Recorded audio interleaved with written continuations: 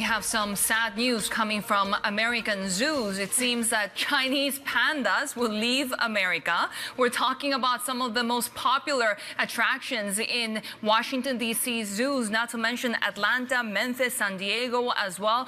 I haven't personally seen them. I would have loved to see them, but it seems that given... look at that. Who doesn't want to see pandas? It just makes us happy. But it seems given the ongoing tensions between Washington and Beijing, they will no longer be available after more than 50 years of spending time here in the U.S.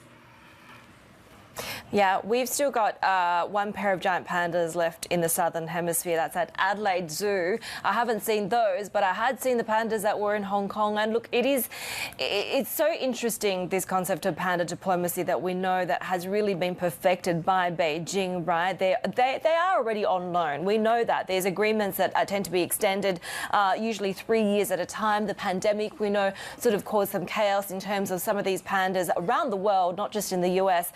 We know that one Dutch panda is most recently headed back to its home in China as well. But the pandemic really kind of upended some of the plans to perhaps return them. There's lots of theories as to whether this is a case of, panda diplomacy being used in reverse, that because of these deteriorating relations between Washington and Beijing, that this is kind of, a reprisal or a punishment so that the American public don't get their, daily dose of cuteness with these pandas. But it could also just be that, with the success of the domestic panda breeding program, they may not feel the need to have these pandas bred and conserved at overseas locations, and that they're bringing them back home. But certainly I find the idea of the panda diplomacy thing really, really fascinating.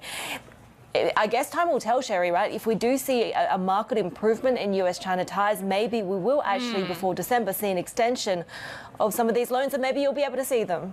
Yeah, I know. They could be the way to a breakthrough in the relationship, right? I mean, but it's really an end of an era, right? I mean, I didn't know this, but apparently the U.S. got their first pandas when Richard Nixon normalized relations with China back in the 1970s. So really an end of an era for pandas here in the U.S.